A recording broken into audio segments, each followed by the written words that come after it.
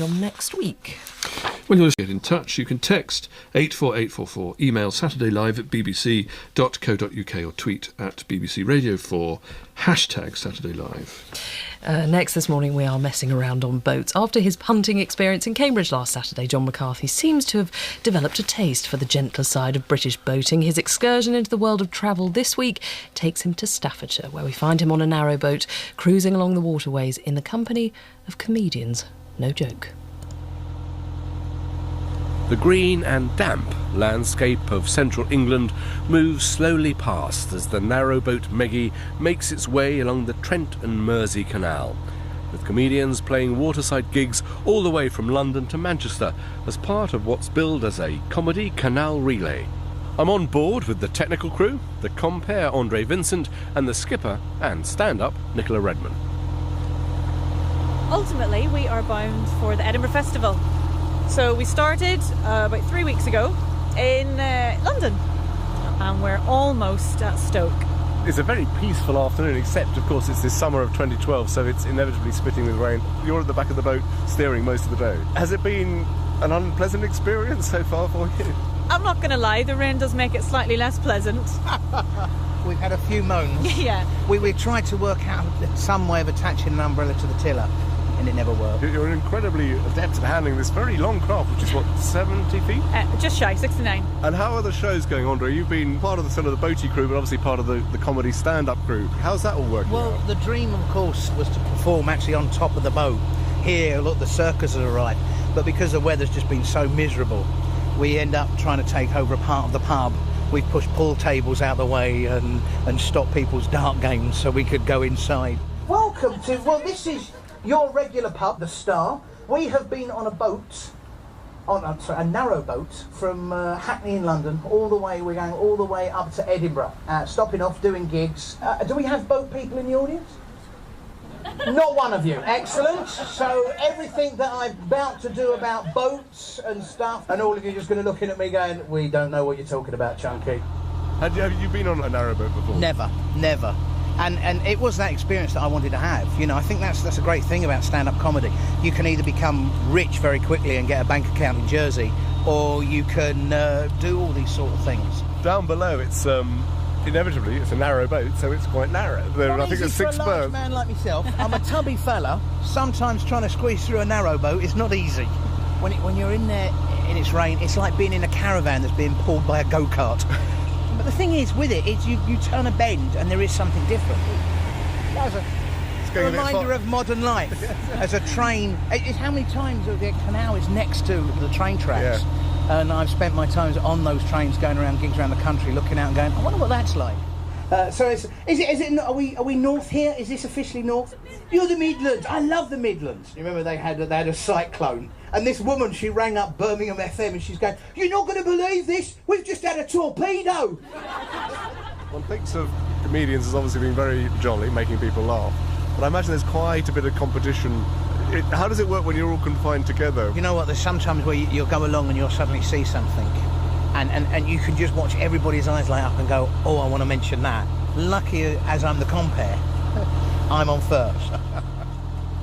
Nicola, you're a stand-up yourself, but having Andre and other comics working with you as your sailing crew, do you find that they work well together? I'll be honest. I think definitely certain people take to certain aspects of the crewing tasks better than others. Andre is a lock master now. Loves a bit of a lock now, don't you? I can get my hands around them very quickly. Whereas, other people might want to sit here and have a little bit of a drive. Hello! This is very exciting. I actually did the job so I could have this hat.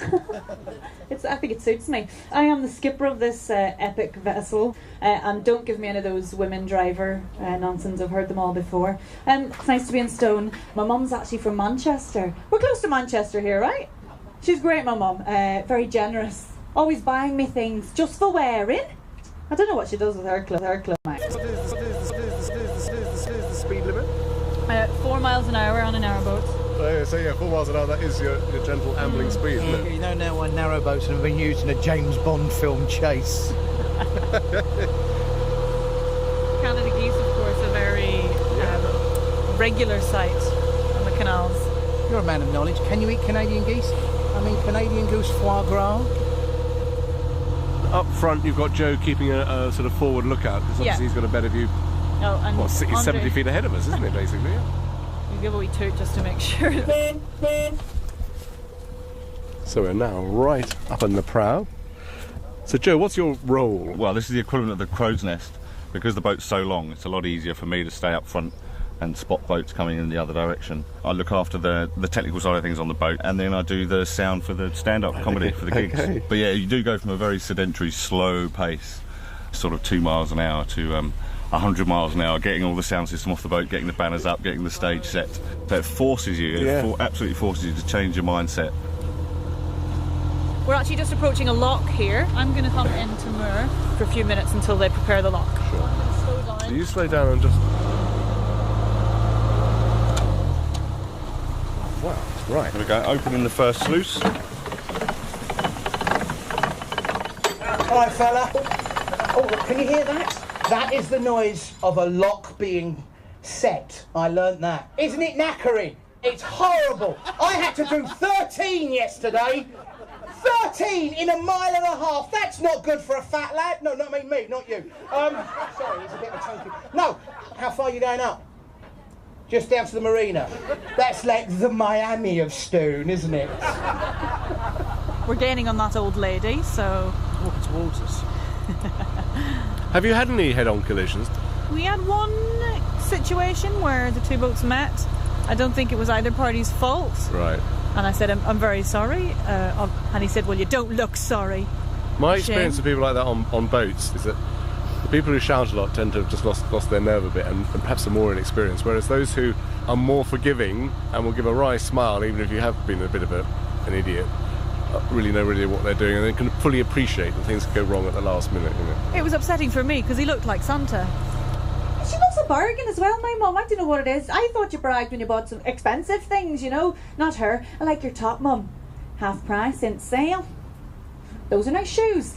I found them in a skip. Right, just come down below to the saloon, which, like on any ancient craft, is full of people with laptops. What's happening here? My name's Alman. I'm making podcasts all along the way. We record the gigs, which are 2 hours, and it boils down to 20 minutes, half an hour. You film the gigs? Richard films the gigs. Sorry, Richard, hi. So you film the gigs? And at the moment I'm just uploading some to Twitter just to sort of let the world know that you guys are here as well. Deep in the middle of the English countryside, you're broadcasting to cyberspace. We're relying a lot on the generosity of pubs en route with their free Wi-Fi. So how long have you guys been on since London? Absolutely, yeah. We get used to sort of squeezing behind the tables and not being able to have a shower in the morning, and you just get used to it. You're pretty much a constant throughout, Andre. But otherwise, it's more the technical guys who are keeping, well, not the show on the road, but the show on the canal, basically. I just run around giving everybody tea. But it's more like it is the touring, old style touring sort of theatre company kind of thing. Yeah, we are the travelling players. Where is tonight's gig going to be? Star Inn. The Star Inn in Stone. Starring at the Star Inn in Stone. It's got to be good stuff. Ladies and gentlemen, welcome to the Pleasance Ahoy, tall tales from the riverbanks. Yes, that was me. Yay! Hello, how are you, Stone? Welcome. And the Pleasance Canal Boat comedians arrive in Edinburgh on the 12th of August. There'll be more from John next week. Well,